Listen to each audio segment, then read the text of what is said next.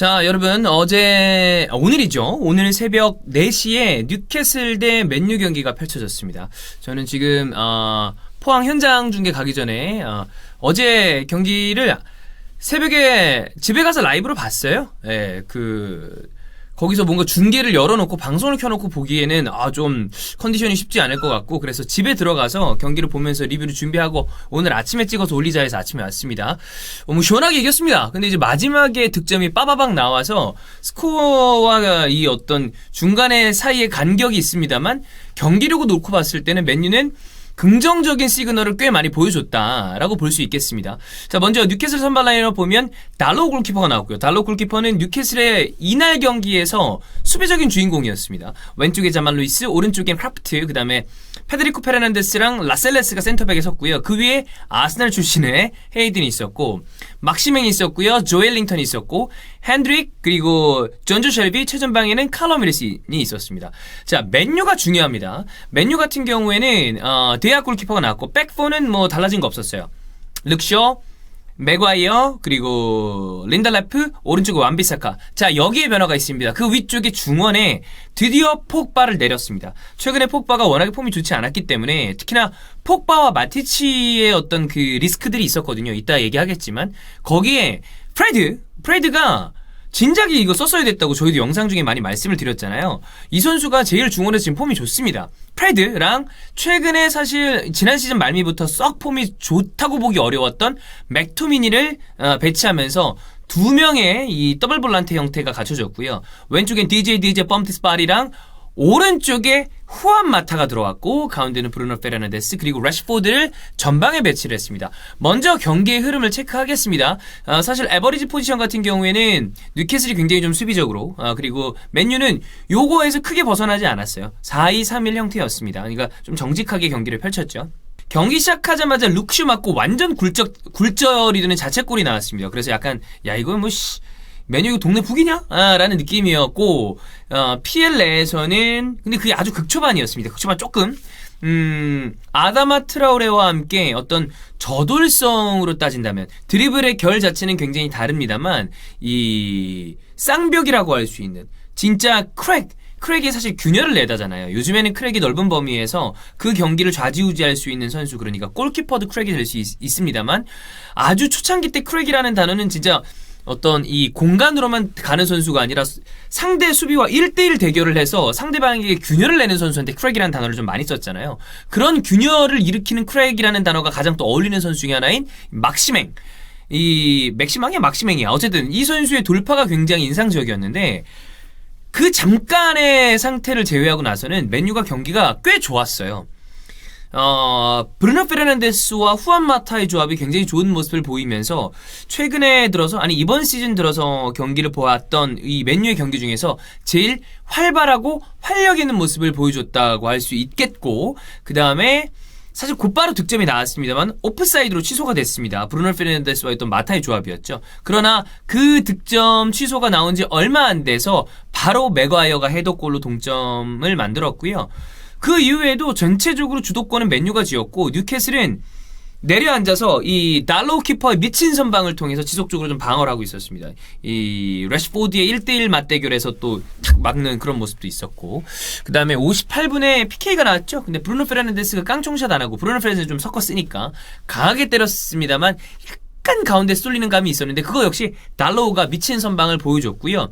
그 이후에는 85분부터 경기가 마무리될 때까지 브루노 페르난데스의 득점, 완비사카 개 원더골, 다시 래시포드의 득점까지 따다다 하면서 모든 골을 맨유가 넣는 4대1 경기가 나왔습니다. 자, 포인트를 체크를 해봐야죠. 우리가 후리뷰에는 또 역시 포인트 위주로 경기를 보니까. 일단 전제를 깔아야 될 것은, 오늘 뉴캐슬은 경기력이 좋지 않았고 내려앉아서 경기를 하는 바람에, 사실 최근에 맨유가 경기에 어떤 문제가 있었던 거는 뭐 선수의 개개인의 문제도 당연히 있었겠지만, 전술적으로 봤을 때 상대방의 전방 프레스하는 거에 대해서 굉장히 어려워했어요. 특히나 중원에 있는 폭바와 마티치가 상대방의 전방 강력한 프레스에 대해서 좀 대응하지 못하는 모습이 있었죠. 근데 뉴캐슬은 그 이전 경기들에 비해서 맨유의 상대들에 비해서 전방 프레스를 덜 했고 맨유가 되게 많은 압박에 시달리는 경기는 아니었다를 전제로 일단은 깔겠습니다. 그러나 이것만 놓고 야 맨유가 그래서 그냥 무슨 상대 때문에 이겼어 이런 이야기를 하려는 게 아니라 그거를 전제로 깔았음에도 불구하고 감안을 하겠지만 좋은 부분이 많았습니다. 일단 첫 번째, 폭바와 마티치 라인을 가동하지 않는 게 굉장히 유효했다. 그러니까 맥토미니와 프레드가 나왔어요. 프레드는 탈압박과 활동량에서 지금 맨유 중원에서 가장 좋은 모습을 보여주는 선수입니다. 우리가 옵타에서 경기 선수마다 뛴 양을 체크할 수 있잖아요. 일단 전체 뛴 양이 109.73km 뉴캐슬이었고요. 맨유가 112.07km 한 3km 정도를 더 뛰었습니다. 그리고 개인 스탯을 체크해보자면 브루노 페르난데스가 가장 많이 뛰었어요. 11.77km. 그 다음에 많이 뛴 선수들이 다 중앙에 배치가 돼 있는데 맥토미니가 11.39km를 뛰었어요. 브루노랑 거의 같은 거리를 뛴 거죠. 당장 여기에서 많은 커버 범위가 있었고 프레드가 중간에 교체돼서 빠져나가긴 했습니다만 뛸 때까지 7.95km를 뛰었습니다. 그러니까 확실히 프레드가 좋았고 맥토미니도 폼이 올라가더라. 맥토미니는 폼이 좋더라고. 이런 모습 보여줘야 돼. 이런 모습을 보여주니까 맥토미니와 프레드가 이 중원에서 살다 보니까 뭐가 좋냐? 중원에서 지배력이 늘어나고 속도감이 사는 거 플러스 브루노 페르난데스가 내려오지 않아도 된다. 브루노 페르난데스가 좀 계속 뭐라고 해야 될까요? 본인이 답답하니까. 물론 브루노 페르난데스가 골은 넣었지만 PK 실축하고 난 다음에 약간 조금 막 패스미스가 나오는 부분이 있긴 했잖아요. 근데 그게 문제가 아니라 이전 경기들에서 이 경기가 안 풀리는 거야. 본인이 중원에서 탈압박도 안 되고 본인한테 공이 안 오고 그러다 보니까 계속 내려오는 모습이 있었거든요. 그럼 내려오면 전체적으로 이 전방 쪽에서 공을 직접적으로 찔러 넣어줄 수 있는 선수가 계속 내려간다? 이거는 치명적인 단점이죠. 이것도 되게 많이 문제가 있었다. 그래서 브루노 페르난데스가 내려오지 않아도 된다는 점에서 맥토미니와 프레드 라인, 그러니까 폭바와 마티치가 아니라 맥토미니와 프레드 라인이 가동된 게 굉장히 주요했다. 두 번째, 마샬이 답답한 부분이 있죠. 이게 맨유 팬들도 다 좀 많이 자주 얘기해요. 그러니까 될 때랑 안 될 때랑 차이가 큰데 이 선수가 움직임이 좀 굼뜨다는 모습이 있어요. 그러니까 온더볼에서 공을 가지고 있을 때 되게 슥슥슥 벗겨나가는 그 특유의 드리블 돌파가 있잖아요. 근데 그거는 좋은데 그거를 떠나서 요즘에 전방 자원이 많이 뛰지 않으면 되게 답답하거든요. 근데 그 부분이 마샬이 참 언제나 좀 왜 저러나? 이런 생각을 좀 들게 만드는데 오늘 마샬이 나오지 않으면서 전방에서 활발한 모습도 있었다. 그런 것도 괜찮은 부분 중에 하나였고 세 번째, 이 역시 중요합니다. 저는 1번, 3번이 중요하다고 보이는데 세 번째, 마타가 쉬고 오면 역시 좋습니다. 공격을 전개하고 기점이 되고 파이널 패스를 찔러 넣어줄 수 있는 선수가 브루노 페르난데스 말고도 당장 브루노 페르난데스도 맥토미니와 프레드가 있기 때문에 위쪽에서 좀 자유롭게 공격을 할 수 있는 부분이 있었는데 마타가 있다 보니까 둘의 시너지가 좋았습니다. 이미 지난 시즌 후반부에 우리가 경기 리뷰에서도 이야기를 드린 바 있습니다. 물론 림마페 사실 어감이 너무 찰져. 림페? 안 맞아. 림마페 세 글자? 이름 같잖아. 그래서 묶은 거지만 거기에 묶기에는 마타는 그 이전에 우리가 본 바가 많은 선수 아니에요. 본 바가. 근데 그거를 떠나서 그런 얘기를 우리도 한 적이 있고 팬들도 그런 얘기를 했어요. 야 브루노 페르난데스 옆에 있으니까 마타가 벌레 지금 맨유 얘기를 하고 있는데 벌레가 어쨌든 예. 그러니까 마타가 브루노 페르난데스처럼 클래스 있는 선수 옆에 있으니까 본인의 모습이 좀 다시 나온다라는 느낌이 있었잖아요. 그러니까 이 브루노 페르난데스가 있고 마타가 있다는 거는 맨유의 공격 자원 입장에서 봤을 때 경기를 풀어줄 수 있는 선수가 전방에 둘이 있다는 거죠.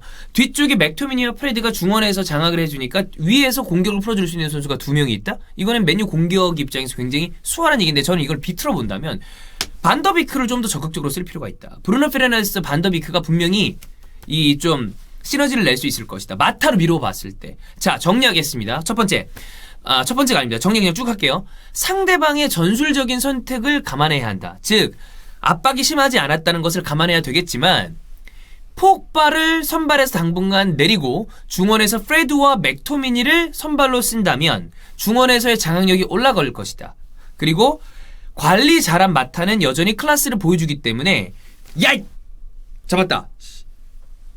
클래스를 보여주기 때문에 마타 브루노 페르난데스의 어떤 조합을 쓸 필요가 있어 보이고 그로 미루어 보았을 때 도니 반더비크를 적극적으로 쓰는 건 분명히 필요해 보인다. 이거를 오늘 맨유의 경기를 통해서 굉장히 좀 이거는 저는 큰 수확이라고 봐요.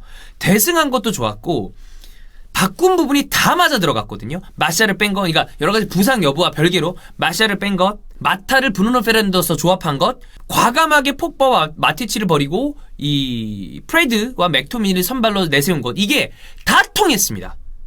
상대가 뉴캐슬이고 뉴캐슬이라는 게 중요한 게 아니라 뉴캐슬의 선택을 감안해야 되겠지만 저는 이 솔샤르가 경기 끝나고 막 좋아하던 것이 비단 4골을 넣으면서 승리를 했다는 것뿐만이 아니라 여러 가지가 통했다. 이제 약간 돌파가 좀 보이지 않았나. 맨유가 분위기 안 좋았잖아요. 이겼던 브라이튼전에서도 경기력으로 완전히 문제가 있었던 경기인데 오늘의 경기는 그런 부분이 굉장히 많이 해소된 부분이 있었다. 그런 부분에서 솔샤르가 또 좋아하지 않았나라는 생각이 들고요. 하나 추가적으로 완비사카 슈팅 뭐예요? 야, 거기 사각에 갖다 때려박는 거 이게 진짜 그 축구 팬들이 굉장히 쾌감을 느끼는 그 슈팅 장면이잖아요. 거기서 빡! 브루노 페르난데스도 인터뷰를 통해서 야, 우리는 비사카 그렇게 슈팅할 수 있는지 몰랐다 그런 얘기를 하잖아. 조지더라고. 예. 여하간에 이런 좋은 모습을 보여주었기 때문에 특히나 알렉스 텔레스가 지금 서브 명단에 들어가 있었습니다. 이런 것과 조합을 하고 카바니가 돌아올 수 있다면 어쨌든 맨유도 되게 안 좋았던 흐름을 한번 끊고 좀 반등할 수 있는 계기를 만든 경기가 아니었나라는 생각이 듭니다. 이런 경기 해줘야지 맨유도. 자, 이런 부분을 좀 보면서 우리가 또 다음 리그 경기 그리고 또 이제 챔스 주간으로 접어들잖아요. 이번 돌아오는 주 그 다음 주 이렇게 펼쳐질 텐데 그거를 우리가 같이 즐겨보면 되겠습니다.